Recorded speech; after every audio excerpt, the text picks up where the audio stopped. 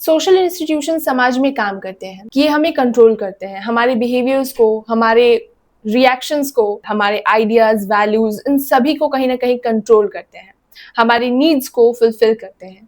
समाज में social institutions की इंपॉर्टेंस सबसे ज्यादा है। एंड आज के इस चैप्टर में हम सोशल इंस्टीट्यूशंस को इन डिटेल पढ़ने वाले हैं, समझने वाले हैं।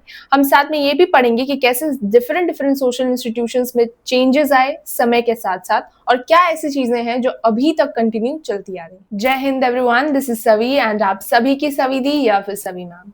आई welcome all of you to the Savi humanities platform, जहाँ पे हम लोग क्या करने वाले हैं आज के इस वीडियो में, जैसे तुम लोग समझ ही गए होगे वीडियो के थंबनेल्स को देख के एंड इंट्रो को देख के, कि हम लोग क्या करने वाले हैं, इंडियन सोसाइटी ऑफ सोशियोलॉजी के चैप्टर नंबर 3 को ऑन डिमांड हम लोग कंप्लीट करने वाले हैं, which is social institutions, continuity and change. So chapter पे मूव करने से पहले एक छोटा सा इंट्रो हम लोग और देख लेते हैं, यानी कि चैप्टर को अच्छे से समझ लेते हैं। बेसिकली इस चैप्टर में हम लोग क्या करने वाले हैं, इस चैप्टर में हम लोग पढ़ने वाले हैं 3 मेन सोशल इंस्टीट्यूशंस को। Number 1 is your cast, number 2 is your tribe and number 3 is your family and kinship. तुम्हें याद होगा ना, क्लास 11 में हम लोगों ने ऑलरेडी सोशल इंस्टीट्यूशंस को इन डिटेल पढ़ा था, जहाँ पे हम लोगों ने पढ़ा था फैमिली के बारे में, मैरिज, किनशिप के बारे में, पॉलिटिक्स, इकोनॉमिक्स, एजुकेशन एक्सेट्रा। ये सारे सोशल इंस्टीट्यूशंस को हम डिटेल में कवर करके आ चुके हैं। एंड आज के इस चैप्टर में हम पढ़ेंगे और समझेंगे कि कैसे कास्ट, ट्राइब और फैमिली सोशल इंस्टीट्यूशंस है एंड कैसे समय के साथ साथ इन तीनों इंस्टीट्यूशंस में चेंजेस आए हैं। Okay, so will be moving with chapter 2 में हम लोग पढ़ के आए थे demographic structure of Indian society, जहां पे हम लोगों ने पढ़ा था पॉपुलेशन के बारे में इन डिटेल, राइट। अब पॉपुलेशन की बात करें तो पॉपुलेशन इज ऑल अबाउट, जहां पे हम देखते हैं roles, relationships, and population is all about society, right, जहां पे हम लोगों से कनेक्टेड होते हैं, हम सोशल बीइंग होते हैं, राइट। तो हम यहाँ पे इस चैप्टर में पढ़ेंगे कि कैसे हम एज अ सोशल बीइंग, हमारी सोसाइटी कैसे कनेक्टेड है टू सोशल इंस्टीट्यूशंस एंड कैसे सोशल इंस्टीट्यूशंस, सोशल रिलेशनशिप्स हमारे समाज में चल रहे हैं, फंक्शन कर रहे हैं, कंटिन्यूटी एंड चेंज के फैक्टर्स पे चल रहे हैं, that we are going to study over here. We'll be starting with our first topic, which is caste and caste system. अब caste कैसे एक social institution है, सबसे पहले हम ये समझेंगे। caste की बात करें तो it is a social institution, वो इसलिए because हमारी जो caste है वो हमारी identity को shape करती है, हम कौन से caste से belong करते हैं, right? ये हमारे ऑक्यूपेशन को, हमारे मैरिज को इन्फ्लुएंस करती है। That is the reason why we say कि कास्ट सिस्टम जो है वो एक सोशल इंस्टीट्यूशन है। हिस्टोरिक पीरियड से हम ऑब्जर्व करते हुए आए हैं कास्ट को, which regulates our behaviour, which controls us as a whole, right. अगर हम यहाँ पे बात करें कास्ट की, तो हम यहाँ पे मेन क्या पढ़ने वाले हैं, कास्ट पहले कैसा था और कास्ट प्रेजेंट अभी के टाइम पे कैसा है। Okay, so caste and past की सबसे पहले बात करते हैं। कास्ट जो वर्ड है ये मेनली हिंदू कम्युनिटी से बिलोंग करता है, ठीक है। कास्ट में हम लोग यूज करते थे हम हिंदू कम्युनिटी को के लिए, लेकिन अभी देखा जा रहा है नॉन हिंदू कम्युनिटीज के लिए भी आज के टाइम पे ये कास्ट वर्ड यूज हो रहा है। जैसे for example Muslim community, Christian and Sikh community के अंदर भी कास्ट अभी के टाइम पे अवेलेबल है या फिर देखने को मिलते हैं, राइट। तो अभी जो कास्ट का इंस्टीट्यूशन है वो बहुत ज्यादा फैल गया है। पहले के टाइम पे ये सिर्फ लिमिटेड था इंडियन सब कॉन्टिनेंट तक, पर अब ये फैल गया है, ओवर स्प्रेड हो गया है, राइट। कास्ट की बात करें तो ये कौन से वर्ड से आया है, तो ये पोर्तुगीज वर्ड से आया है, विच इज कास्टा, जिसका मतलब होता है pure grid and it also means group और कम्युनिटी ऑफ पीपल, ठीक है।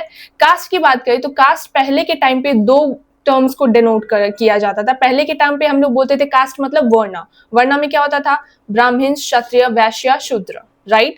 एंड अभी के टाइम पे अगर हम बात करें तो कास्ट जो है वो जाति वाले वर्ड्स को डोनेट करते हैं। जाति मतलब क्या होती है, यहाँ पे देखो, जाति का मतलब होता है mainly type of something.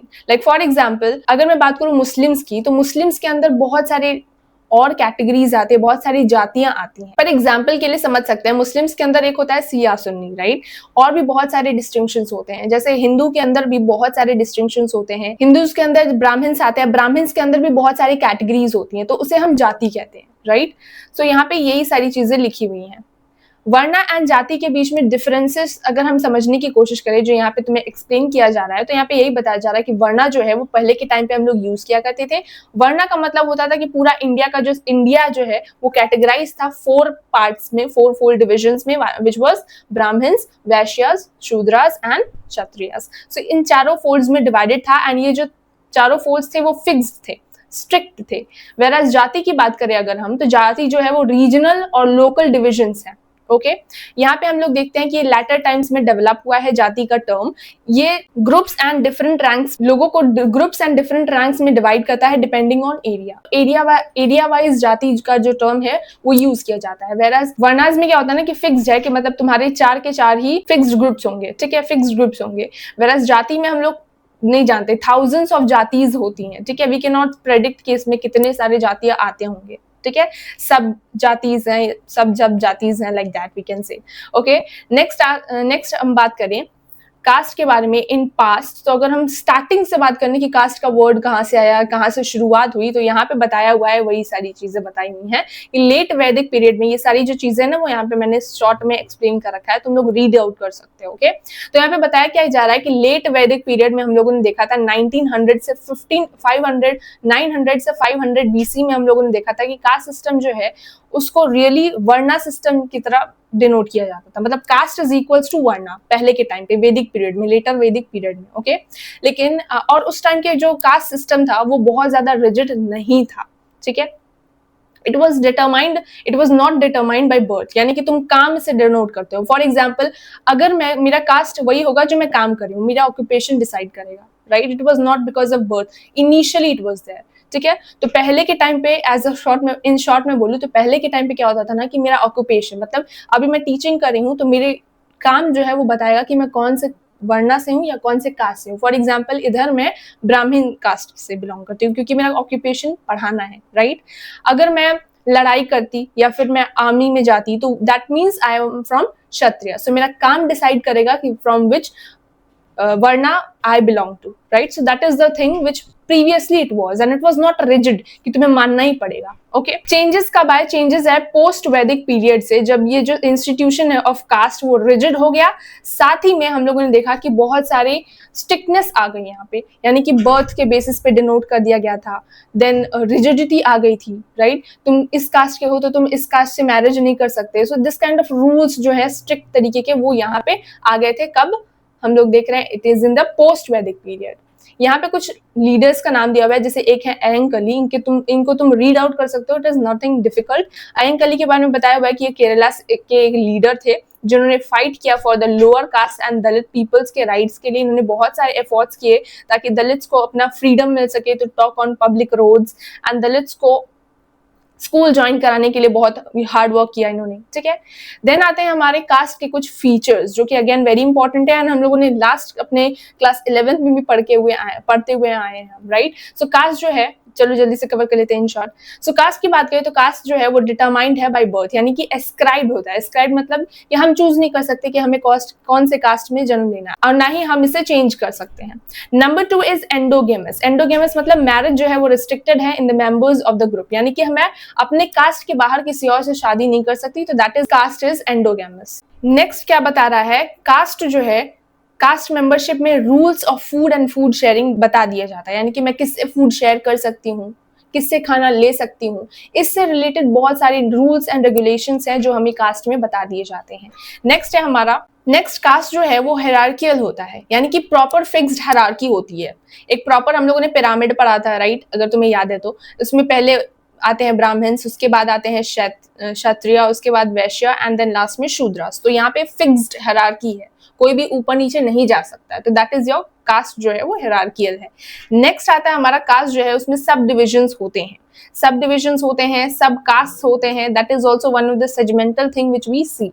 Then आते हैं हमारे कास्ट जो है वो हमारे ऑक्यूपेशंस को डिसाइड करता है कि कौन से ऑक्यूपेशंस में कर सकती हूँ। फॉर एग्जांपल अगर मैं क्षत्रिय फैमिली में बॉर्न हुई हूँ तो मेरा जो काम होगा, मेरा जो ऑक्यूपेशन होगा वो भी क्षत्रिय का काम होगा, यानी कि मैं आर्मी में जा सकती हूँ, मिलिट्री में जा सकती हूँ, etcetera. So these are all the features of your caste. Caste के बारे में थोड़ा सा और बात करें तो एंशिएंट बुक्स में हमारे कास्ट के बहुत सारे रूल्स एंड रेगुलेशंस दिए हुए हैं, ठीक है। पर ऐसा नहीं है कि सब लोग इन सभी रूल्स को फॉलो करते हैं। हम लोगों ने बहुत बार ऑब्जर्व किया है कि लोग जो है वो इन सभी रूल्स एंड रेगुलेशंस को फॉलो नहीं भी करते हैं। हम लोगों ने ऑब्जर्व किया है कि इनके बनाए हुए जो रूल्स है वो काफी ज्यादा रिस्ट्रिक्ट करते हैं इंडिविजुअल्स को और इनइक्वालिटी समाज में इंक्रीज करते हैं। Okay, some caste had high caste. अब हमें देखने को मिलता है कि बहुत से ऐसे कास्ट है जिनको स्टेटस हाई मिलता है एंड कुछ को मिलता है बहुत लो स्टेटस। फॉर एग्जाम्पल जो हमारे ब्राह्मण्स होते हैं, क्षत्रियज होते हैं, उनको काफी ज्यादा स्टेटस है, उनको काफी ज्यादा रिस्पेक्ट मिलती है समाज में, वेराज जो हमारे शूद्रज होते हैं उनको लेबर का काम करना पड़ता है एंड उनका जो कंडीशन है वो समाज में अच्छा नहीं होता है। जब हम कास्ट की बात करें तो ये फिक्स हो गया है अब के टाइम पे by birth, right, and it is impossible to change one social position. तो अब हम अपने समाज में अपने कास्ट को चेंज नहीं कर सकते और अपने सोशल पोजीशन को भी चेंज नहीं कर सकते। That is also one of the thing. यही पूरे पैराग्राफ में लिखा हुआ है, ठीक है, you can go through it, you will understand nicely. Jyotirao Govindrao Phule, इनके जो कंट्रीब्यूशन है it is very important and most important क्या है कि इन्होंने कास्ट सिस्टम के लिए फाइट किया था, इन्होंने rules of purity and pollution के खिलाफ बात की थी, इन्होंने, इंपॉर्टेंट है ये याद रखना कि इन्होंने सत्य शोधक समाज, ट्रुथ सीकर सोसाइटी की स्थापना भी की थी, which is very important, you have to remember it. यहाँ पे क्या कर रहे थे, human rights and social justice के बारे में ज्योतिराव फुले ने बात की थी, ठीक है। नेक्स्ट अगर हम बात करें तो this is very very important, मैं बता देती हूँ, 2025 का जो बोर्ड एग्जाम हुआ था वहां पे क्वेश्चन डायरेक्टली पूछा गया था, functioning principle of caste system. तो इसे अच्छे से पढ़ो, इग्नोर नहीं करना है, समझते हुए चलो। फंक्शनिंग प्रिंसिपल ऑफ कास्ट की बात करें तो थियोरेटिकली कास्ट को डिवाइड किया गया है दो सेट्स ऑफ प्रिंसिपल में। पहला सेट ऑफ प्रिंसिपल है which is known as differences and separatism के बेसिस पे, एंड दूसरा है on the basis of holism and hierarchy। पहले की बात करें differences on the basis of differences and separatism की, तो डिफरेंसेस की बात करते हैं, कास्ट जो है एक दूसरे से बहुत ज्यादा डिफरेंट है, यानी कि जो ब्राह्मण्स हैं, वैश्यास हैं, शूद्रास हैं, इन सभी के रोल्स, जो ड्यूटीज हैं, रिस्पॉन्सिबिलिटीज है, स्टेटस है, वो सभी के सभी डिफरेंट है, right. Number 2 is your separation, दोनों जो है वो एक दूसरे से सेपरेट रहते हैं, राइट। नेक्स्ट आता है हमारा दूसरा principal which is holism and hierarchy. Holism की बात करें तो अगर हमारी सोसाइटी है तो उसमें चारों के चारों जो हमारे वर्णाज हैं उनका इंपॉर्टेंट रोल होता है, एक दूसरे के बिना कोई भी काम वो लोग नहीं कर सकते हैं। जैसे कि शूद्रास का काम है सर्व करना, क्षत्रियास का काम है फाइट करना, तो पहले के सोसाइटीज में सभी का जो रोल्स है, ड्यूटीज है, वो बहुत इंपॉर्टेंट कंसिडर किया जाता था। इसीलिए यहाँ पे इंटरकनेक्टेडनेस हमें देखने को मिलता था, दो इक्वालिटी नहीं थी बट फिर भी इंटरकनेक्टेडनेस हमें देखने को यहाँ पे मिलता था पहले के टाइम पे। तो ये है होलिज्म। हायरार्की की बात करें तो डेफिनेटली समाज जो है वो इंटरकनेक्टेड तरीके से काम करता है, पर यहाँ पे हायरार्की स्ट्रॉन्ग है। जैसे हम लोगों ने बात की थी, एक पिरामिड हम लोगों ने डिस्कस किया था, तो सारे के सारे जो हमारे लोग हैं, जैसे 4 फोल्ड डिविजन्स में ब्राह्मण, क्षत्रिय, वैश्य, शूद्र, ये चारों के चारों जो है वो एक दूसरे से डिफरेंट है एंड इनके रैंकिंग डिफरेंट है एंड कोई भी इनकी जगह नहीं ले सकता। जो ऊपर है वो ऊपर ही रहेंगे एंड जो नीचे है वो नीचे ही रहेंगे, दैट इज हायरार्की, ठीक है। This is only written over here, ये तुम्हें अच्छे से याद रखना है ताकि एग्जाम में पूछ लिया जाए तो तुम लोग कंफ्यूज ना हो जाए, राइट। नेक्स्ट है हमारा on the basis of hierarchical order. Hierarchical order की बात करें तो एक आता है हमारा प्योरिटी एंड पॉल्यूशन। हम लोग कास्ट के अंदर देखते हैं प्योरिटी एंड पॉल्यूशन का कॉन्सेप्ट। कुछ चीजें हैं जो सैक्रेड मानी जाती हैं, रिचुअल के हिसाब से सैक्रेड मानी जाती है, ठीक है। तो कुछ चीजें हैं जो पॉल्यूटिंग मानी जाती है, जैसे पहले के टाइम पे माना जाता था कि जो शूद्रास हैं, जो अनटचेबल्स हैं, उनकी परछाई, उनका टच करना भी बहुत पॉल्यूटिंग होता है। So this kind of concept every time या यू कहो mostly exist in caste, okay. वेराज नेक्स्ट आता है हमारा material power. Material power is something, अगर तुम्हारे पास मटेरियल पावर है, अगर तुम शूद्रा हो या अनटचेबल हो, फिर भी तुम्हारे पास मटेरियल पावर है तो तुम्हें समाज में स्टेटस मिलता है, समाज में तुम्हें रिस्पेक्ट मिलती है, right. That is also one of the thing which we have observed over here. Next बात करें हम तो कॉलोनियलिज्म एंड कास्ट हमारा दूसरा टॉपिक आता है। उससे पहले देख लो सावित्रीबाई फुले को। सावित्रीबाई फुले जो है ज्योतिराव फुले की वाइफ है। सावित्रीबाई फुले जो है वो फर्स्ट हेड मिस्ट्रेस होती हैं of the countries first school for girls, यानी कि इन्होंने कंट्री में सबसे पहला स्कूल खोला गर्ल्स के लिए। That is very very important, बहुत ज्यादा इंपॉर्टेंट है, इनको याद रखना, ठीक है। देन उन्होंने एजुकेशन के लिए अपनी लाइफ स्पेंड की, उन्होंने गर्ल्स को एजुकेट किया, उन्होंने शूद्रास को एजुकेट किया, रात में स्कूल दिया करती थी, रात में उन्होंने नाइट स्कूल चलाए फॉर एग्रीकल्चरिस्ट लेबर्स एंड इनकी डेथ कब हो जाती है, जब वो प्लेग के पेशेंट्स को डील कर रही थी। This is very important, you have to read out. ऐसा नहीं है कि बॉक्स है तो इग्नोर मार दोगे, इन्हें भी पढ़ते जाओ, ऑब्जेक्टिव क्वेश्चंस यहाँ से आते हैं, ठीक है। कॉलोनियलिज्म एंड कास्ट की बात करें तो अब हम लोग समझ गए कि कास्ट का वर्ड कहाँ से आया है, हम लोग ये भी समझ गए कि कास्ट का मतलब क्या होता है, कास्ट एंड जातीज में क्या डिफरेंसेस होते हैं, कास्ट के अंदर कुछ फीचर्स होते हैं, that we have discussed just now. उसके बाद कास्ट के अंदर के कुछ इंपॉर्टेंट पॉइंट्स हम लोगों ने डिस्कस किए, that is your functioning principle, right. अब हम लोग डिस्कस करेंगे कॉलोनियलिज्म एंड कास्ट का क्या रिलेशन है। अगर हम बात करें कॉलोनियल पीरियड्स में एंड पोस्ट कॉलोनियल पीरियड में, मतलब जब इंडिपेंडेंस हमें मिल गया था, तब के टाइम पे कास्ट में बहुत ज्यादा चेंजेस आए जो आज तक हमें देखने को मिलते हैं, जो अब हम लोग डिस्कस करेंगे। एंड यही ऐसी चीजें हैं जो कंटिन्यूअसली अभी तक चलती हुई आ रही है। ओके पहले के टाइम पे जब ब्रिटिशर्स हमारी कंट्री को कॉलोनी बना लेते हैं तो ब्रिटिशर्स के अंदर एक इंटरेस्ट आ जाता है to read about our country. तो उन्हें जब इंटरेस्ट आता है तो उन्होंने क्या कराना शुरू किया, हमारी कंट्रीज को पढ़ना शुरू कर ले, हिस्ट्री पढ़ने लगे, फिर डिफरेंट डिफरेंट चीजें हमारी सोसाइटी के बारे में पढ़ने लगे। तो जब वो पढ़ाई कर रहे थे ना तो उनके अंदर इंटरेस्ट आया टू नो अबाउट कि हमारे जो सोशल इंस्टीट्यूशंस हैं उनको वो लोग पढ़ना स्टार्ट किए। उन्होंने कास्ट को पढ़ना शुरू किया। उन्होंने देखा कि भाई इंडिया जैसे कंट्री में बहुत ज्यादा कास्ट का इंपॉर्टेंस है, तो लेट्स स्टडी अबाउट कास्ट। ठीक है, तो वो कास्ट को पढ़ना शुरू किए। फिर उन्होंने देखा कि कुछ अनटचेबल्स हैं, कुछ लो कास्ट लोग हैं, तो उनके अंदर इंटरेस्ट आ गया तो read about them, to work for their upliftment etcetera. तो उन्होंने काम करना शुरू किया। फिर हम लोगों ने देखा कि उन्होंने काफी सारे सर्वेज कंडक्ट कराए, काफी सारे रिपोर्ट उन्होंने निकाले to read about the caste and etcetera. ठीक है, हम लोगों ने देखा कि उन्होंने सेंसस कराना शुरू किया। सेंसस मतलब क्या होता है? सेंसस मतलब होता है पॉपुलेशन की स्टडी करना। तो उन्होंने पॉपुलेशन की स्टडी करना शुरू कर दिया। 1881 के बाद से हमारा सेंसस करना उन्होंने डेली बेसिस पे शुरू कर दिया था, राइट। 1901 में उन्होंने एक इंपॉर्टेंट सेंसस कराया, पॉपुलेशन की स्टडी कराया। ये जो सेंसस है ये किसके डायरेक्शन में हुआ? That is very important. Herbert Risley के डायरेक्शन में ये सेंसस कराया गया था। इस सेंसस के अकॉर्डिंग क्या किया गया था? समाज के या यू कहो इंडिया के अंदर रह रहे कितने सारी कास्ट हैं, ठीक है, तो सभी कास्ट का पढ़ाई अच्छे से किया गया। ठीक है, सारी इंफॉर्मेशन निकाली गई about the caste system and एक कास्ट की हायरार्की बना दी गई। मतलब पूरे इंडिया के अंदर जितने भी कास्ट हैं उन सभी की स्टडी करने के बाद एक तो पिलर बनाया या एक हायरार्की बनाई जिसमें कुछ कास्ट को ऊपर, कुछ कास्ट को नीचे, कुछ कास्ट को उससे नीचे ऐसे सजा दिया। ठीक है, एंड ये जो इन्होंने किया ब्रिटिशर्स ने, इससे क्या हुआ? हमारा जो कास्ट सिस्टम है वो फिक्स्ड हो गया। ठीक है, पहले के टाइम में फ्लेक्सिबल था कि भाई उतना ज्यादा फॉलो नहीं किया जाता था, उतना ज्यादा स्ट्रिक्टनेस नहीं था। ठीक है, लेकिन अब जो है स्ट्रिक्टनेस आ गया जब उन्होंने ये कर दिया। क्या कर दिया? हायरार्की बना दी आफ्टर 1901 का सेंसस। ठीक है, अब उन्होंने क्या किया? कास्ट को जो है रैंक वाइज ऑर्डर अरेंज कर दिया, जिससे उसका कॉन्सिक्वेंस क्या हुआ कि हंड्रेड्स ऑफ पेटिशन उन्होंने एड्रेस किया, जहां पे देखा कि बहुत सारे लोग हैं। अब डेफिनेटली रीजन वाइज, जैसे मैंने बोला था, कास्ट जो है उस टाइम पे जाति भी हो गई थी। ठीक है, जाति का भी फॉर्मेशन उस टाइम पे हो गया था। तो अब डिफरेंट डिफरेंट एरियाज में अलग अलग लोगों की पावर है। जैसे फॉर एग्जाम्पल हो सकता है कि यूपी में ब्राह्मण्स बहुत बड़ा या बहुत इंपॉर्टेंट रोल प्ले करते हो या इंपॉर्टेंट स्टेटस होल्ड करते हो सकता है कि वही छत्तीसगढ़ में शूद्रास का पॉपुलेशन ज्यादा हो, उनका दबदबा ज्यादा हो, उनका बोलबाल ज्यादा हो, राइट। तो डिफरेंट डिफरेंट एरियाज में, डिफरेंट डिफरेंट स्टेट्स और रीजन्स में अलग अलग कास्ट या यू कहो अलग अलग जो हमारे वर्णास थे उनकी इंपॉर्टेंस थी, उनकी दबदबा चल रहा था। तो इसीलिए हंड्रेड्स ऑफ पिटिशन उन्होंने क्लेम किया, एड्रेस किया ब्रिटिशर्स ने। एंड डिफरेंट डिफरेंट लोग जो है वो बोल रहे थे कि मतलब एविडेंसेस दिखा रहे थे, historical evidences, scriptural evidences to show that वो जो है वो अपने एरिया में या वो जो है वो ब्राह्मण से ऊपर होंगे, क्षत्रिय से ऊपर होंगे, एक्सेट्रा। तो ये सारी चीजें यहाँ पे होने लग गई। ठीक है, तो 1901 का जो सेंसस था इसमें उन्होंने देखा कि downtrodden castes who are also known as depressed classes at that time, उनका जो कंडीशन था वो समाज में बहुत ज्यादा खराब था। तो उन्होंने क्या किया? Government of act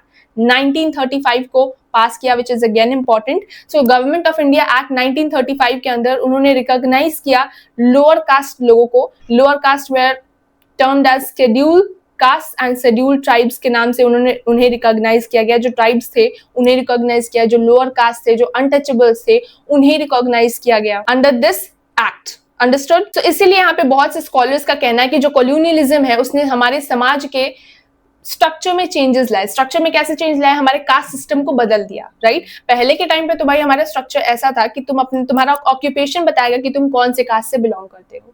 okay, and ये फ्लेक्सिबल था, उतना ज्यादा रिजिडिटी नहीं थी, स्ट्रिक्टनेस नहीं थी। ओके, तुम अपने चॉइस से सब डिसाइड करते थे। लेकिन जैसे ही ब्रिटिशर्स ने ये फिक्स्ड हायरार्की बना दी 1901 के सेंसस के बाद, उसके बाद क्या हो गया कि एक फिक्स्ड हायरार्की बन गया कि ये ऊपर होंगे, ये नीचे होंगे कास्ट सिस्टम के अंदर। ओके, सो ये सारी चीजें यहाँ पे लिखी हुई है। एट द एंड यहाँ पे बताया हुआ है कि कैसे कास्ट ने, कैसे कॉलोनियलिज्म ने, ब्रिटिशर्स ने हमारे कास्ट सिस्टम को चेंज कर दिया फंडामेंटल तरीके से। ठीक है, ये सारी चीजें यहाँ पे लिखी हुई हैं। नेक्स्ट है यहाँ पे पेरियर के बारे में लिखा हुआ है, रामास्वामी नायकर। इन्होंने क्या किया था? इन्होंने ये एक बहुत रैशनलिस्ट लीडर थे, इन्होंने लोअर कास्ट के लिए फाइट किया था in South India, okay, and he realise कि ऑल मेन जो है वो इक्वल होने चाहिए, and that is birth right होता है इंडिविजुअल का to enjoy liberty and equality, ठीक है।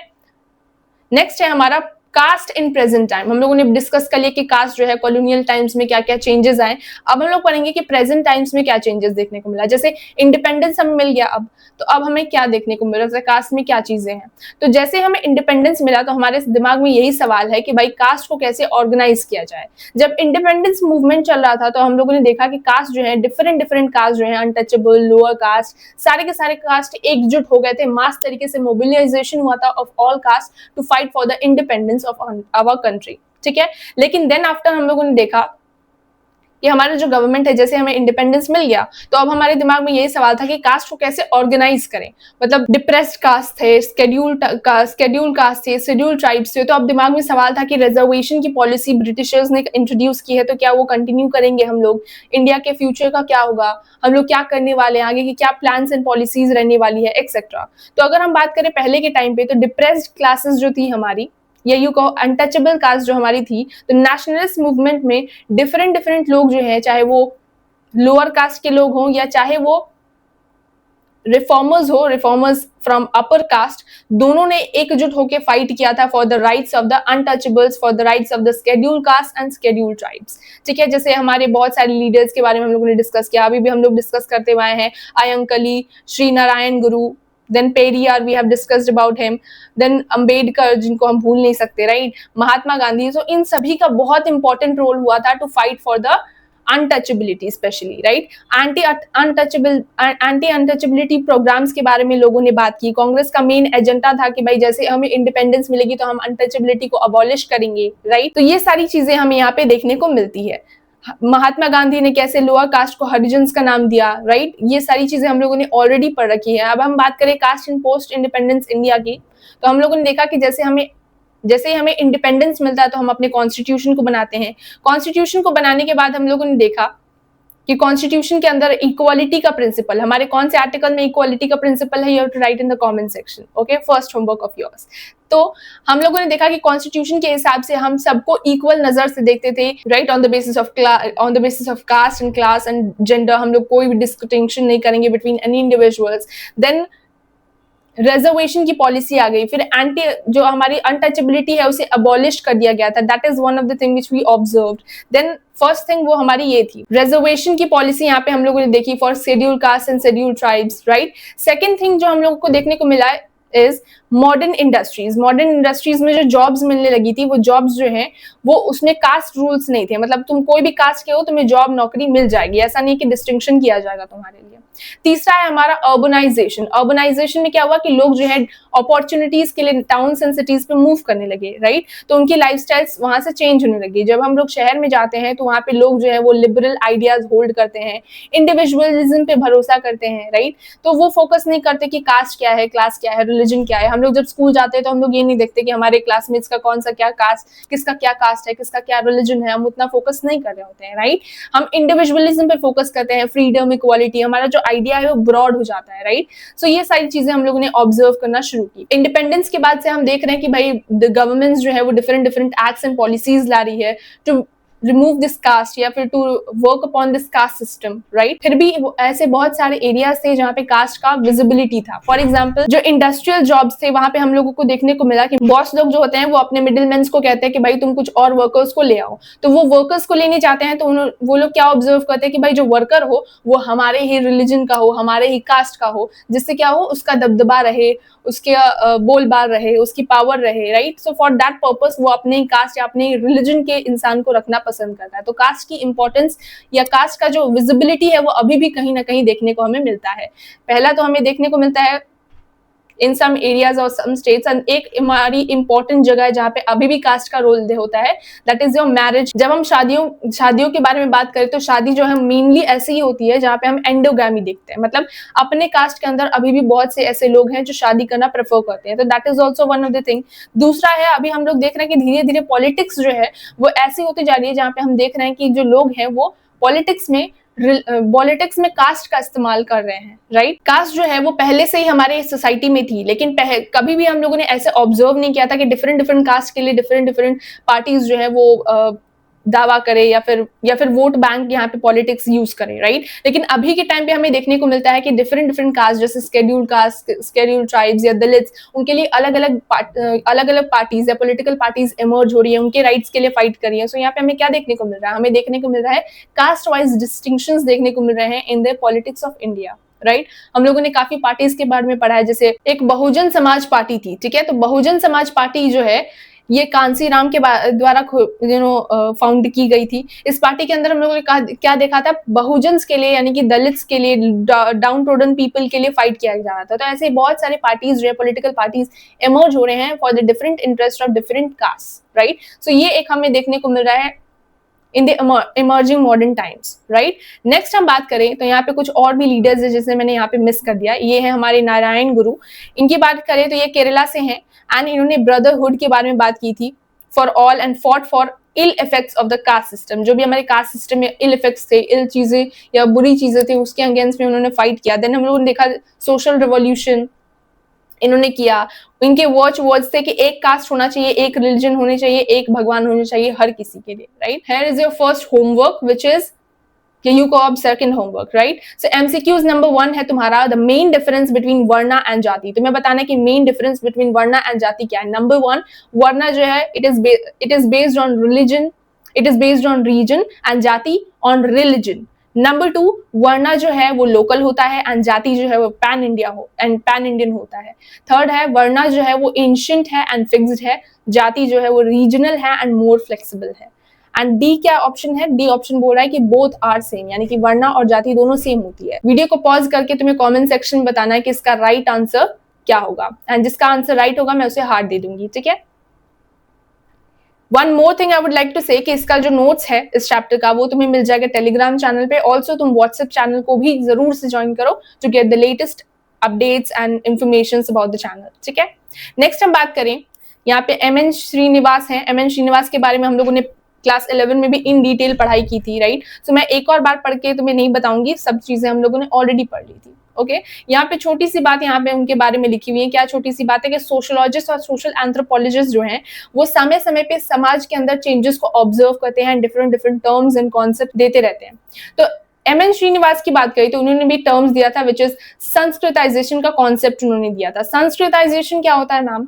संस्कृताइजेशन एक ऐसा प्रोसेस होता है जहां पे हम देखते हैं कि जो लोअर कास्ट के लोग होते हैं वो अपर कास्ट के रूल्स, रेगुलेशंस, रिचुअल्स, बिलीव्स को एक्सेप्ट कर लेते हैं। That is your Sanskritisation. Let's suppose कोई पर्सन है, जैसे मान लो कोई पर्सन ए है, ठीक है, यहाँ पे बना देती हूँ, ये पर्सन ए है, ठीक है। अब ये पर्सन जो है वो मान लो दलित है, ठीक है।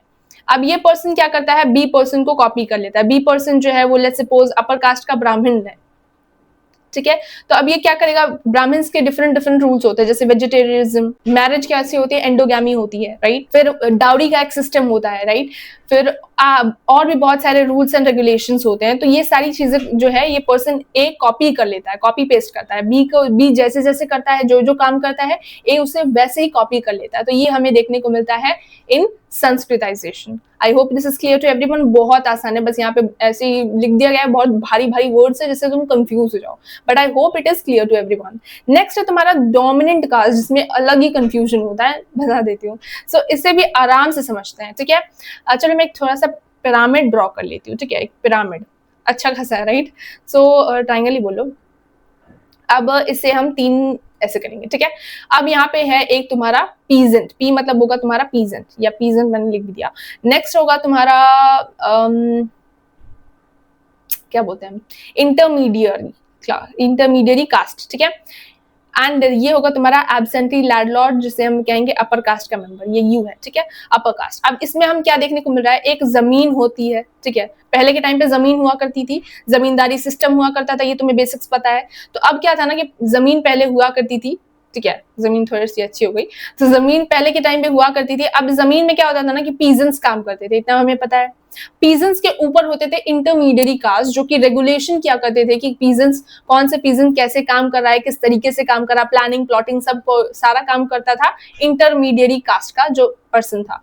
एंड तीसरे होते थे हमारे जो अपर कास्ट के लोग, उसे हम लोग ऑल्सो कहते थे पहले के टाइम पे एब्सेंटी लैंडलॉर्ड्स, मतलब ये ऐसे लोग थे, इन्हें जमींदार कहो चाहे एब्सेंटी लैंडलॉर्ड कहो चाहे इन्हें अपर कास्ट का मेंबर कहो, तो ये ऐसे लोग थे जो कब आते थे, शहरों में रहा करते थे, इनको तभी मतलब था जब पैसे मिल रहे होते थे, टैक्स मिल रहे होते थे, तब आते थे ये लोग, अपना टैक्स लेके चले जाते थे। जैसे ही हमें इंडिपेंडेंस मिला, तो इंडिपेंडेंस के टाइम पे हमें क्या देखने को मिला, लैंड रिफॉर्म्स देखने को मिला।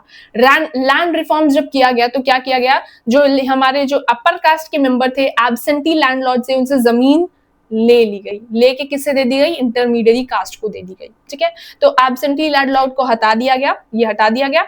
अब हमारे बचे पिरामिड में इंटरमीडिएट कास्ट एंड पीजेंट्स। तो पीजेंट्स को एक्चुअली उन्हें देना था, पर उन्होंने दे दिया इंटरमीडिएट कास्ट को, गवर्नमेंट ने। अब क्या हुआ, इंटरमीडिएट कास्ट जो थी, इनके पास जमीन है, ठीक है, इनकी तो इनकी पॉपुलेशन क्षेत्र में बहुत ज्यादा थी ही पहले से ही, नंबर 1। दूसरा क्या हो गया, अब इन्हें लैंड राइट्स मिल गया। तो हमारे जो डोमिनेंट कास्ट है, डोमिनेंट कास्ट का मतलब ही क्या होता है, ऐसे लोग जिनके पास पॉपुलेशन अच्छी खासी हो और लैंड राइट्स अच्छे खासे हो। ठीक है, तो हमारे जो इंटरमीडिएट कास्ट थे वो डोमिनेंट कास्ट तो बनी गए, साथ में एक और चीज हमें देखने को मिली कि धीरे धीरे इन्हें जमीन की उठाई, इनके पास पावर भी धीरे धीरे आने लगी, पॉलिटिकल पावर इन्हें मिलने लगी, अग्रेरियन इकोनॉमी, यानी कि इनके पास जमीन थी तो एक जमीन को ये लोग अच्छे से प्रोडक्टिव बनाए, जमीनों पे काम किए। ग्रीन रेवोल्यूशन का टाइम पीरियड आया तो जमीनों को एकदम प्रोडक्टिव बनाया इन्होंने। क्या किया फिर, अर्निंग अच्छी खासी हुई, पॉलिटिकल पावर के साथ इकोनॉमिक पावर भी इनके पास आ गई। तो अब क्या देखने को मिला कि इनकी प्रॉस्पेरिटी अच्छी खासी हुई। अब इनका एग्जांपल ले लो तो बिहार में यादव्स, ये हमारे डोमिनेंट कास्ट हैं। उत्तर प्रदेश में भी यादव्स ही हैं। ठीक है, फिर वोक्कालिंगाज इन कर्नाटका, रेड्डीज एंड कामाज इन आंध्र प्रदेश, ऐसे सारे तुम्हारे एग्जांपल दिए हुए हैं, गो थ्रू इट। जैसे मैंने बताया था कि हमारी लाइफ में क्या होता है, जाना ना मॉडर्न टाइम्स की बात करें तो अब अपर कास्ट जो है या अर्बन मिडिल क्लास या फिर अपर क्लासेस की ही बात करो, तो अब हम लोग क्या कर रहे हैं, हम लोग ज्यादातर कास्ट के बारे में भूलते जा रहे हैं। हमारे हिसाब से कास्ट जो है इन सभी इंसानों के लिए, इन सभी लोगों के लिए इनविजिबल होता जा रहा है। यहाँ पे वही सारी चीजें लिखी हुई है कि भाई जो अपर कास्ट के मेंबर्स थे उनके पास अच्छी खासी पावर थी। जो अगर हम वर्णा की एग्जांपल ले ले तो जो ब्राह्मण्स थे, क्षत्रियस थे, वैश्यास थे, ये तीनों के तीनों अच्छा खासा पावर स्टेटस एंजॉय करते थे पहले के टाइम पे, राइट। अच्छे से इन्होंने एजुकेशन भी हासिल किया, एजुकेशन के साथ साथ इन्होंने अच्छे खासे जॉब्स भी इन्हें आसानी से मिल गया। ठीक है, तो इंडिपेंडेंस के बाद से इनकी लाइफ तो बेटर हो गई, लेकिन इनकी लाइफ तो बेटर हो गई, साथ में समाज में इनकी गुड पोजीशंस भी देखने को मिला। ठीक है, अब ये लोग क्या करने लगे, ये लोग सक्सेस, हार्डवर्क पे बिलीव करने लगे, राइट। इन्होंने कास्ट को अपने समाज में देखना बंद कर दिया। जैसे मैंने बताया, अब हम लोग कास्ट को देखते नहीं है, राइट। हम लोग एजुकेटेड पीपल है, पढ़े लिखे लोग हैं, तो अब हम लोग ये नहीं देखते कि हमारे क्लास में कौन किस कास्ट का है, कौन किस रिलीजन का है। हमारा इतना माइंड ब्रॉड हो गया है, राइट। सो ये सारी चीजें यहाँ पे देखने को मिल रही है। वेराज अगर हम बात करें schedule caste and schedule tribe के लोगों की, तो इनके लिए अभी भी जब हम बात करते हैं बैकवर्ड कास्ट की, तो बैकवर्ड कास्ट यानी कि एससीज, एसटीज एंड ओबीसीज, इनके लिए अभी भी कास्ट जो है वो बहुत इंपॉर्टेंट सिस्टम है। कास्ट की वजह से, क्योंकि इन्होंने पहले से बहुत ज्यादा सफर किया था, राइट। सो सफरिंग के साथ साथ इन्होंने ये भी डिस्क्रिमिनेशन, ऑपरेशन, ये सारी प्रॉब्लम्स इन्हें झेलने को मिली। तो अभी के टाइम पे इनको कास्ट के नाम पे, कास्ट की वजह से ही रिजर्वेशन की पॉलिसी दी जाती है एंड काफी ज्यादा छूट मिली हुई है इन्हें for government jobs and studies and education, इसके लिए, राइट। सो इनके लिए कास्ट जो है अभी के टाइम पे it is very important and you can say इनके लिए कास्ट जो है वो एक लाइफ लाइन की तरह है। ठीक है, यही सारी चीजें यहाँ पे लिखी हुई हैं। सो विद दिस चैप्टर का बहुत इंपॉर्टेंट पार्ट हम लोगों ने कवर कर लिया। हम लोगों ने कास्ट को इन डिटेल पढ़ लिया, समझ लिया। हम लोगों ने समझा कि सोशल इंस्टीट्यूशंस क्या होता है, राइट। हम लोगों ने कास्ट के बारे में पढ़ लिया कि कास्ट पास्ट में कैसा था, फिर कॉलोनियल टाइम्स में कैसा था और प्रेजेंट में कैसा है, राइट। अब हम डिस्कस करेंगे अबाउट ट्राइबल कम्युनिटीज। अब ट्राइबल कम्युनिटीज के बारे में डिस्कस करने से पहले तुम्हारा होमवर्क नंबर एमसीक्यू नंबर 2 तुम्हें करना है, ओके। एमसीक्यू नंबर 2 में क्या पूछा गया है कि which of the following best describes Sanskritisation. Option number A क्या है, a process where tribal groups adopt Hindu customs and practices. Number 2 क्या बोल रहा है, a method of political governance in tribal areas. And 3 क्या ऑप्शन बोल रहा है, a type of economic exchange between tribes and caste. And the fourth is rejection of Hindu culture by tribal communities. अब तुम्हें बताना है कि इन सभी में से संस्कृताइजेशन का राइट आंसर या कौन सा ऐसा ऑप्शन है जो संस्कृताइजेशन को डिपिक्ट कर रहा है या फिर एग्जाम्पल दे रहा है। ठीक है, सो वीडियो को पॉज करके इसका आंसर लिखो एंड फटाफट से मुझे भेजो। ओके, अब हम डिस्कस करेंगे अबाउट ट्राइबल कम्युनिटीज। जब हम ट्राइब्स की बात करते हैं ना, तो ट्राइब्स मीन्स क्या, वो लोग जो बहुत पुराने लोग हैं, ठीक है, वेरी ओल्ड पीपल, एंड वो लोग जो ओल्डेस्ट इनहैबिटेंट्स हैं ऑफ द सब कॉन्टिनेंट, यानी कि जो हमारा सब कॉन्टिनेंट है उसके सबसे ओल्डेस्ट इनहैबिटेंट्स जो है वो ट्राइब्स हैं। ठीक है, ट्राइब्स के बारे में थोड़ा सा और बात करें ना, जो ट्राइब्स जो हैं इनके ये एक ऐसी कम्युनिटी है जहाँ पे हम देखते हैं कि रिलीजन इनके पास नहीं होती है। जैसे हम सभी लोगों की कोई ना कोई रिलीजन है, राइट, बट ट्राइब्स के कोई रिलीजन नहीं होता, ट्राइब्स का रिटन रिलीजन भी नहीं होता है, देन कोई स्टेट नहीं होता है, कोई पॉलिटिकल फॉर्म नहीं होता है, ऑल्सो यहाँ पे हम कोई क्लास डिविजन भी नहीं देखते हैं, राइट, कोई इनइक्वालिटीज, कोई क्लास डिविजन भी हम यहाँ पे नहीं देखते हैं।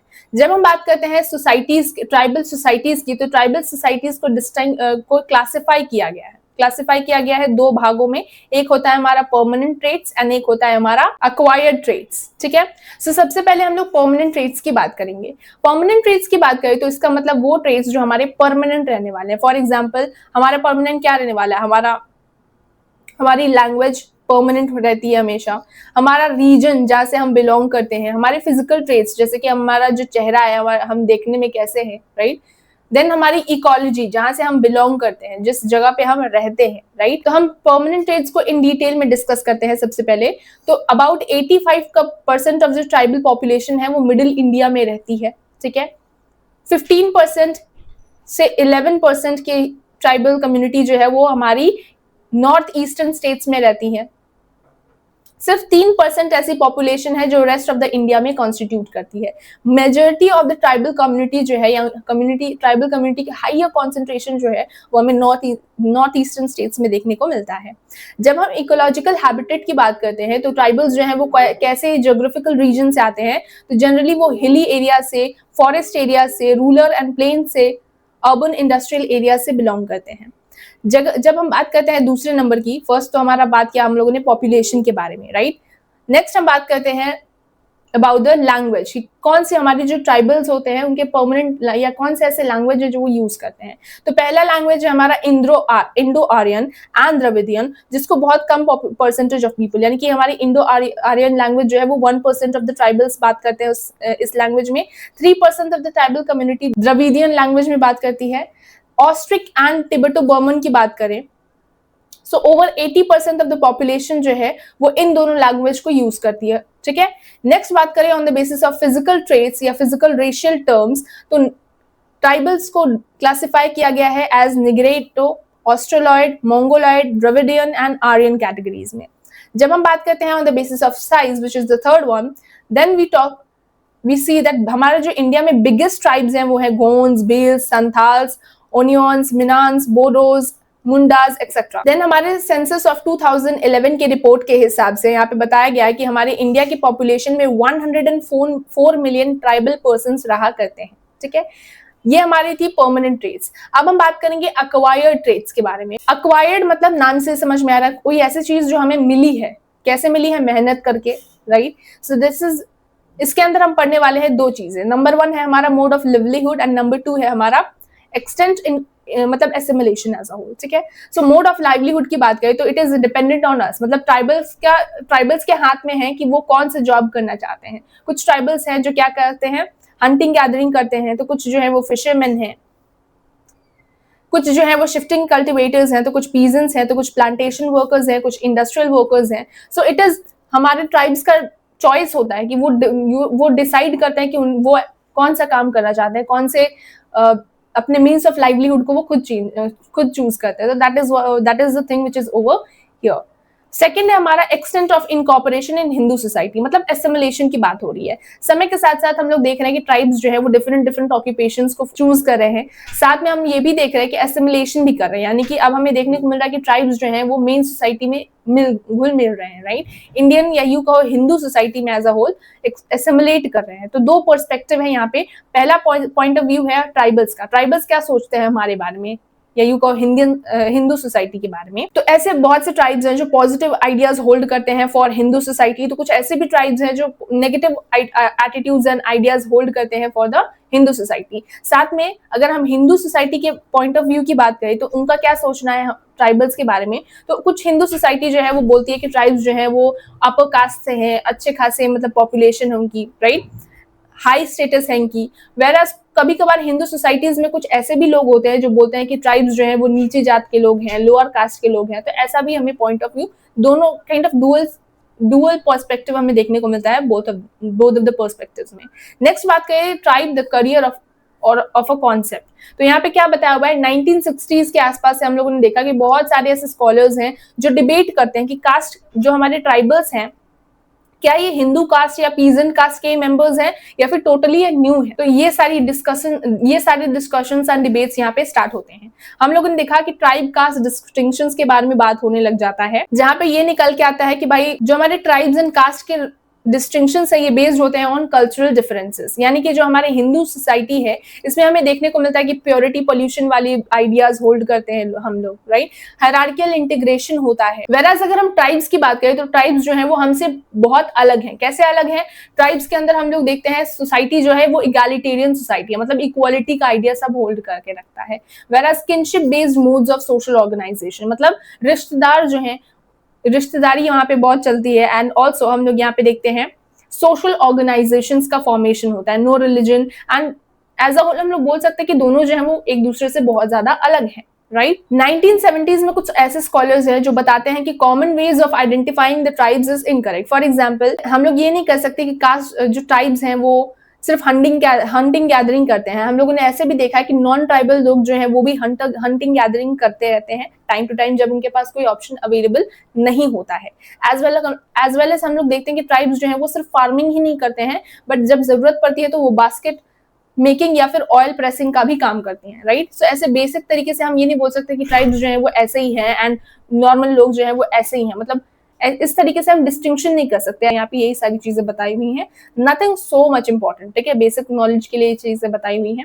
नेक्स्ट यहाँ पे यही बताया हुआ कि यहाँ पे यही बताया हुआ है कि कैसे ट्राइब्स जो है वो थ्रू संस्कृताइजेशन क्या कर रहे हैं, अपने कास्ट को चेंज कर रहे हैं, एसिमिलेट हो रहे हैं in the main stream society. Also Shudras के बारे में बताया हुआ है कि कैसे जो ट्राइब्स हैं वो शूद्रास बन रहे हैं। क्यों बन रहे हैं? बेसिकली वो क्यों बन रहे हैं क्योंकि उनका जो लैंड है, हम लोगों ने देखा, हम लोग पढ़ते हुए आए हैं कि कैसे ब्रिटिशर्स जो हैं उन्होंने क्या फॉरेस्ट पॉलिसीज, फॉरेस्ट एक्ट्स वो लोग लाए थे, जिससे क्या हुआ, जो हमारे ट्राइबल ग्रुप्स थे उनसे उनका फॉरेस्ट छीन लिया गया था। तो क्या हुआ, हमारे जो ट्राइबल्स हैं वो मेन स्ट्रीम में असिमिलेट होने आ गए थे, राइट, हिंदू सोसाइटी में घुलने मिलने लग गए थे। तो क्या करना पड़ा उन्हें अपने कास्ट को चेंज करना पड़ा, अपने रूल्स रेगुलेशंस, अपने लाइफस्टाइल्स को पूरी तरीके से चेंज किया उन्होंने, राइट। इसे कहीं कहीं हम एक्सप्लॉयटेटिव भी बोलते हैं। That is also one of the thing which is written over here. Next is यहाँ पे अब यहाँ पे क्या बताया हुआ है, यहाँ पे ये बताया गया है कि जो ट्राइब्स हैं, स्कॉलर्स डिबेट करते हैं, डिस्कस करते हैं कि ट्राइब्स जो हैं उन्हें हमें ये नहीं कहना चाहिए कि वो ओरिजिनल एंड प्योर लोग हैं, ठीक है, या ओल्डेस्ट सिविलाइजेशन के ओल्डेस्ट लोग हैं। ऐसा माना जाता है कि ब्रिटिशर्स जो हैं वो बहुत ज्यादा एक्सप्लॉयटेटिव थे एंड उन्होंने लोगों को बहुत ज्यादा परेशान किया था। तो कुछ ऐसे ही लोग जो हैं वो ट्राइबल्स थे। Tribals way one of them जिन्हें ब्रिटिशर्स ने परेशान किया था, ओके। एंड ट्राइबलिज्म का आइडियोलॉजी हमें देखने को मिला, जहाँ पे ट्राइबल्स जो लोग थे वो अपने आप को बता रहे थे कि हम जो है वो एनकाउंटर्ड पीपल्स यानी कि ब्रिटिशर्स से एंड जो हमारे नॉर्मल लोग हैं, हिंदूज हैं एंड हिंदू सोसाइटी है, उससे हम टोटली डिफरेंट है। So that is the thing which we have seen over here. अब यहाँ पे माना जाता है ना कि जो हमारे ट्राइब्स थे वो लोअर कास्ट के लोग थे, तो ऐसा नहीं है। हम लोगों ने टाइम टू टाइम देखा कि आदिवासीज के भी काफी किंगडम्स बने थे, जैसे गारहा, मंडला एंड चांडा। ये आदिवासीज के पावरफुल किंगडम्स है जो एंशिएंट टाइम्स में हमें देखने को मिले। कुछ ऐसे राजपूत किंगडम्स भी हैं जहाँ पे हम लोगों ने आदिवासीज को देखा। तो जो आदिवासीज जो है, ऐसा माना जाता है कि वो जो है वो लोअर कास्ट के हैं, तो ऐसा नहीं है। हिस्टोरिक पीरियड से हम लोगों ने ऑब्जर्व किया कि आदिवासीज के भी किंगडम्स रहे, डोमिनेशन रहे, right. So these are the only things which is written over here. Next topic is national development versus tribal development. National development मतलब हमारे देश का development and tribal development मतलब tribals का development, उनके interest and उनके needs का fulfillment, that is the tribal development. अब यहाँ पे बात करें तो यहाँ पे यही बताया गया है कि जैसे हम लोग को इंडिपेंडेंस मिला तो हमारी गवर्नमेंट ने क्या किया, हम लोगों ने देखा कि भाई हम लोग चैलेंजेस फेस कर रहे थे। हम लोगों ने देखा कि हमारे कंट्री में बहुत ज्यादा पॉवर्टी है, लोग जो है वो अलग हो रखे हैं। हमें डेमोक्रेसी का प्रिंसिपल इंश्योर करना है, हमें समाज में इक्वालिटी लाना है, समाज के हर लोगों को रिकॉग्नाइज करना है, उनके सभी डिमांड्स को फुलफिल करना है, राइट। सोशल वेलबींग पे काम करना है। तो ये सारे चैलेंजेस हमारे कंट्री में ऑलरेडी थे। तो हमारे जो नेहरूवियन एरिया था, जब हमारे नेहरू रूल कर रहे थे, तो उन्होंने क्या उन्होंने प्लान्स लाए, पॉलिसीज लाए, और इनके जो प्लान्स एंड पॉलिसीज थे वो डेवलपमेंट ओरिएंटेड थे, जहां पे उन्होंने फोकस किया था इंडस्ट्रियलाइजेशन पे, उन्होंने फोकस किया था डैम्स के कंस्ट्रक्शन में, फैक्ट्रीज में, माइंस में, उन्होंने फोकस किया था प्राइवेटाइजेशन में, राइट।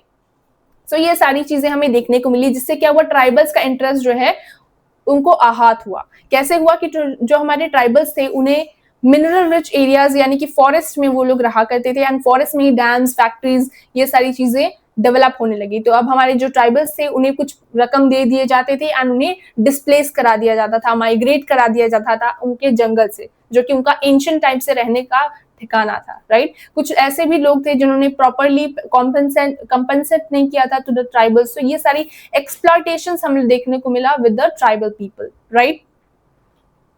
उनकी जो एज ओल्ड चीजें हैं, एज ओल्ड फॉरेस्ट जो है वो उनसे छीन लिया गया था। ट्राइबल का जो फॉरेस्ट है, अब हमें ये भी चीजें देखने को मिली कि मान लो कोई फॉरेस्ट है जो कि ट्राइबल्स का कॉन्स्टिट्यूशन है, ठीक है। अब वहां पे बहुत सारे लोग जो कि नॉन ट्राइबल्स है वो भी मूव करने लगे थे for privatisation, for buying the forest और फॉर डिफरेंट पर्पसेस। तो यहाँ पे हम लोग को देखने को मिला हैवी इन माइग्रेशन देखने को मिल रहा था of non tribals. So that was also one of the thing जहां पे हमारे ट्राइबल्स को बहुत ज्यादा परेशानी झेलने को मिला, ठीक है, जिसके वजह से, जिसके रिस्पॉन्स से हमें देखने को मिला झारखंड जैसे स्टेट का डिमांड होने लग गया, राइट। एंड डिफरेंट टाइम्स पे हमें और भी ज्यादा स्टेट्स की डिमांड देखने को मिल रही है। ट्राइबल आइडेंटिटी टुडे की बात करें तो आज हमारे ट्राइबल्स की आइडेंटिटी कैसी है, हम लोग देख रहे हैं पॉजिटिव इम्पैक्ट्स, यानी कि ट्राइबल्स जो हैं अभी के टाइम पे अपने राइट्स के लिए अवेयर हो रहे हैं। जैसे कि फॉर एग्जांपल हम लोग देखते हैं कि स्टेटहुड, ट्राइब्स ने अपने लिए स्टेट्स की डिमांड की, जैसे झारखंड एंड छत्तीसगढ़ के लिए लॉन्ग स्ट्रगल उन्होंने किया एंड फाइनली उन्हें Jharkhand and Chhattisgarh as a state मिल भी गया, right, for on the basis of their struggle, right, उन्हें रिकॉग्नाइज किया गया। दूसरा हमें अचीवमेंट देखने को मिला कि हमें देखने को मिल रहा है एजुकेटेड मिडिल क्लास देखने को मिल रहा है। ट्राइबल्स के ऐसे ग्रुप देखने को मिल रहे हैं जो एजुकेटेड हो रहे हैं, middle class, right. So that is also one of the things. दो अचीवमेंट हमें देखने को मिल रहा है, दो पॉजिटिव इफेक्ट्स देखने को मिल रहे हैं आज के टाइम पे। वेयर एज और भी कुछ चैलेंजेस है, जैसे for example limited civil rights. अब हमने उन्हें स्टेट तो दे दिया, पर हमें देख रहे हैं कि उन स्टेट्स में अभी भी क्राइम है, वायलेंस है। फिर ट्राइबल्स जो हैं वो अपने एरियाज में उन्हें बेसिक सिविल राइट्स भी प्रॉपरली नहीं मिल रहे हैं। देन पॉलिटिकल कंट्रोल उन्हें प्रॉपरली नहीं देखने को मिल रहा है। तो ये सारी चीजें हैं और भी बहुत से चैलेंजेस हैं। इसीलिए ट्राइबल्स जो हैं वो क्या कर रहे हैं, मूवमेंट्स कर रहे हैं अपने लिए डिमांड्स कर रहे हैं। नंबर वन, वो किस चीज की डिमांड कर रहे हैं, वाइटल इकोनॉमिक रिसोर्सेज की एंड आइडेंटिटी, यानी कि अपने कंट्रोल मांग रहे हैं वो on forest and there lands, उस पर कंट्रोल मांग रहे हैं। नेक्स्ट, दूसरा जो है वो हमें देखने को मिल रहा है for the matters of ethnic cultural identity, अपने कल्चर को, अपने एथनिसिटी को बचाने के लिए भी वो अब ट्राइबल मूवमेंट्स कर रहे हैं एंड डिफरेंट राइट्स और ऑटोनॉमी की डिमांड भी कर रहे हैं समय समय पर। यही सारी चीजें यहाँ पे मैंने लिखी हुई हैं, ठीक है। नेक्स्ट आता है हमारा next topic which is family and kinship. So I hope tribals के बारे में इन डिटेल तुम्हें सारी चीजें समझ में आ गई हैं, राइट। साइड बाय साइड मैंने कुछ राइटिंग भी दी है, जैसे फॉर एग्जांपल ये अगर तुम्हें समझ में ना आए तो in that case you can read over here, right. So next we'll be discussing is about family and kinship, which is our last topic, right? जब हम बात करते हैं family and kinship की, तो हमें पता है कि family जो है वो हमारे लिए बहुत important इंस्टीट्यूशन है, राइट। हमारी फैमिली जो है वो कहीं ना कहीं हमारी पर्सनालिटी को फॉर्म करती है, राइट। फैमिली में हमारे पेरेंट्स आते हैं, ग्रैंड पेरेंट्स आते हैं, सिबलिंग्स, अंकल्स, आंट्स, कजन्स, ये सभी आते हैं, राइट। एंड फैमिली हमारे लिए बहुत इंपॉर्टेंट होती है। वाइल फैमिली हमें compassion, sacrifice, care, love, support, ये सारी चीजें तो देती हैं, साथ में हमें फैमिली के अंदर ही क्या चीजें देखने को मिलती हैं, इनजस्टिस, फीमेल इन्फेंटिसाइड देखने को मिलता है, वायलेंस देखने को मिलता है, बिटर कॉन्फ्लिक्ट्स देखने को मिलता है। हमें ये भी देखने को मिलता है कि भाई अपने ही भाई को प्रॉपर्टी के लिए मार दे रहा है, राइट। हमें ये भी देखने को मिल रहा है कि हस्बैंड वाइफ को मार दे रहा है, वाइफ हस्बैंड को मार दे रही है। ये सारी चीजें हमें यहाँ पे देखने को मिलती है, फैमिली में देखने को मिलती है, राइट। हम लोग पढ़ते हुए तो आए हैं कि फैमिली जो है एक बहुत इंपॉर्टेंट फैमिली जो है वो बहुत इंपॉर्टेंट सोशल इंस्टीट्यूशन है। साथ में हम ये भी जानते हैं कि फैमिली सिर्फ खुद ही एक इंपॉर्टेंट इंस्टीट्यूशन नहीं है, बट फैमिली कहीं ना कहीं हर इंस्टीट्यूशन को रेगुलेट करती है, अफेक्ट करती है, इन्फ्लुएंस करती है, राइट। ये हम लोगों ने पिछले साल पढ़ ही रखा था, अगर तुम लोगों ने पिछले साल पढ़ाई की थी तो। फैमिली जो है, जिस फैमिली में हमें देखने को मिलता है कि कुछ फैमिलीज जो है वो मेल हेडेड होती हैं, तो कुछ फैमिलीज जो है वहां पे फीमेल्स हेड होती हैं। That is also one of the thing which we see. Family में लाइन ऑफ डिसेंट मैट्रिलिनी होती है या फिर पैट्रिलिनियल होता है। मैट्रिलिनियल में हमें देखने को मिलता है कि हमें अपने पेरेंट्स से हमें अपनी मम्मी से प्रॉपर्टी मिलती है या फिर टाइटल मिलता है, देन इट इज मैट्रिलिनियल। अगर हमें अपने पिता से टाइटल मिल रहा है, प्रॉपर्टी मिल रही है, then it is patrilineal, right. हम अगर बात करें फैमिली की, तो फैमिली जो है वो हमारे डिफरेंट इंस्टीट्यूशंस को रेगुलेट करती है, जैसे politics, economy, culture etcetera, right. हमें ये भी देखने को मिलता है कि जब मेल्स जो हैं in search of jobs and better opportunities, जब वो सिटीज में चले जाते हैं तो फीमेल हेडेड फैमिलीज हो जाती हैं, राइट। हमें देखने को मिलता है मॉडर्न सोसाइटीज में कि आजकल पेरेंट्स जो हैं दोनों के दोनों ही वर्किंग हो रहे हैं, तो इसमें क्या होता है ना कि जो बच्चे की जिम्मेदारी है वो ग्रैंड पेरेंट्स के हाथ में चली जाती है। तो ये सारी चीजें हमें देखने को मिलती हैं, राइट। सो फैमिली जो है वो कहीं ना कहीं इसी इकोनॉमी, पॉलिटिक्स, कल्चर, ये एजुकेशनल स्फीयर्स, इन सभी से लिंक्ड है। ये सारी चीजें तुम्हें यहाँ पे वापस से बताई हुई हैं, रिकॉल कराई जा रही हैं, ठीक है। फैमिलीज के समय समय पे डिफरेंट स्ट्रक्चर्स होते हैं एंड ये स्ट्रक्चर्स जो हैं वो चेंज भी होते जाते हैं। जैसे फॉर एग्जांपल वॉर की वजह से या फिर माइग्रेशन की वजह से हमें देखने को मिलता है कि एक्सीडेंटली फैमिली के स्ट्रक्चर्स चेंज हो रहे हैं। जैसे पहले के टाइम पे जो है न्यूक्लियर फैमिली थी, पहले के टाइम पे तो जॉइंट फैमिली थी, एक्सटेंडेड फैमिली थी, लेकिन फिर समय के साथ साथ चेंजेस हुए, इंडस्ट्रियलाइजेशन हुआ तो फैमिली का स्ट्रक्चर चेंज हुआ, न्यूक्लियर फैमिली हो गई। लेकिन अब हमें देखने को मिल रहा है कि न्यूक्लियर फैमिली में वापस से हमें जॉइंट फैमिली देखने को मिल रही है। जब दोनों पेरेंट्स वर्किंग हो जा रहे हैं तो बच्चे जो हैं वो अपने ग्रैंड पेरेंट्स के पास चले जाते हैं, राइट। सो यहाँ पे क्या देखने को मिल रहा है, हमें देखने को मिल रहा है कि पेरेंट्स जॉइंट फैमिली का ट्रेंड देखने को मिल रहा है, right, to some extent. And कुछ ऐसे भी चेंज होते हैं जो पर्पसफुली लाई जाती हैं हमारे फैमिली के स्ट्रक्चर्स में। जैसे फॉर एग्जाम्पल स्पाउस, जब हम लोग अपनी पसंद का चूज करने लग जाते हैं, पहले के टाइम पे हमारे पेरेंट्स डिसाइड करते थे हमारे मैरिज पार्टनर्स को, लेकिन अब क्या देखने को मिल रहा है, नया change in our family structure. अब अपने स्पाउस को हम खुद सिलेक्ट करते हैं, राइट। देन हमें देखने को मिल रहा है सेम सेक्स लव। ये सारी चीजें जो है वो क्या करती हैं, समाज में फैमिली के स्ट्रक्चर को चेंज कर रही हैं, राइट, रेगुलेट कर रही हैं। That is also one of the thing. So हम लोग इतिहास से ये सारी चीजें देखते हुए आए कि फैमिली में वायलेंस होता है तो साथ में कॉपरेशन भी होता है। इंडिया की अगर हम बात करें तो फैमिली में, इंडिया की बात करें तो फैमिली हमारी न्यूक्लियर ज्यादातर रही है एंड एक्सटेंडेड या जॉइंट फैमिलीज हमारी रही हुई है। तो let's understand what is nuclear family and extended family. Nuclear family मतलब वो फैमिली जहाँ पे हमें देखने को मिलता है कि मम्मी है, पापा है, भाई है या फिर बहन है। ये अगर फैमिली का स्ट्रक्चर है तो then it is your nuclear family. Extended family मतलब extended family is also known as joint family, जहाँ पे हमारे ग्रैंड पेरेंट्स रहते हैं, फिर ग्रैंड पेरेंट्स के भी सन एंड डॉटर्स रहते हैं। एक्सटेंडेड फैमिली मतलब जॉइंट फैमिली, जहाँ पे ज्यादातर जनरेशंस एक साथ रह रही होती है, 2 या 2 से ज्यादा जनरेशंस एक साथ रह रही होती है। फॉर एग्जाम्पल ब्रदर्स हैं, ब्रदर्स के साथ साथ उनके भी इंडिविजुअल फैमिलीज है, जैसे एल्डरली कपल के साथ साथ सन है, ग्रैंड सन्स हैं, रिस्पेक्टिव फैमिलीज हैं, एक्सेट्रा। ठीक है, मतलब वही है कि तुम्हारे फैमिली में क्या है, तुम्हारे दादा दादी हैं, फिर चाचा चाची हैं, राइट, फिर उनके भी बच्चे हैं। सो ये सारे, ये जो स्ट्रक्चर है इसे हम लोग कहते हैं एक्सटेंडेड फैमिली, राइट। ये सारी चीजें यहाँ पे लिखी हुई हैं। यहाँ पे क्या बताया हुआ है, डाइवर्स फॉर्म्स ऑफ फैमिली, यानी कि फैमिली के बहुत सारे फॉर्म्स होते हैं। फॉर एग्जाम्पल हम लोगों ने पढ़ा था कि मैट्रीलोकल होता है, फिर पैट्रीलोकल होता है। मैट्रीलोकल मतलब शादी के बाद अगर जो वाइफ है उसका हस्बैंड अगर वाइफ के पेरेंट्स के साथ रह रहा है, देन इट इज मैट्रीलोकल। पैट्रीलोकल मतलब कब होता है, जब वाइफ जो है वो हस्बैंड के साथ उसके घर में रह रही होती है, राइट। देन मैट्रीलिनियल, जब मम्मी से डॉटर के पास प्रॉपर्टी चली जाती है। पैट्रीलिनियल मतलब फादर टू सन अगर प्रॉपर्टी जा रही है। पैट्रियार्की मतलब मेल डोमिनेंस एंड मैट्रियार्की मतलब फीमेल डोमिनेंस। फीमेल डोमिनेंस की बात करें तो मोस्टली हम लोगों ने रियल एग्जाम्पल ज्यादातर देखा नहीं है, पर फिर भी बहुत से सोसाइटीज में मैट्रीलिनियल देखा जाता है। इंडिया की बात करें तो स्पेसिफिकली हम लोगों ने यहाँ पे होल्ड करते हुए नहीं देखा है फीमेल्स को property. So that is also one of the thing which is over here written. So ये सारा का सारा जो पैराग्राफ है वो मैंने यहाँ पे कंक्लूड करके लिख दिया है इन शॉर्ट, ओके, बिकॉज यहाँ पे सारी चीजें अरेंज करके प्रॉपर्ली लिखी हुई नहीं थी। ठीक है, अब ये है तुम्हारा last homework of MCQs, which is one major issue that has led to tribal movements in India. Number 1, desire for urbanization. Number 2, control over land and forest resources. Number 3, adoption of nuclear family structures. या फिर Number 4, increase in matrilocal inheritance. तुम्हें बताना है कि इन सभी में से ऐसा कौन सा रीजन है जिसकी वजह से ट्राइबल्स जो है वो मूवमेंट कर रहे हैं, अपने लिए प्रोटेस्ट कर रहे हैं, अपने लिए डिमांड्स कर रहे हैं for autonomy and for different states etcetera. ठीक है। सो ये तुम्हारा 3 MCQs होमवर्क हो गया, साथ में तुम्हें बताना है कि इक्वालिटी कौन से आर्टिकल के अंदर आता है।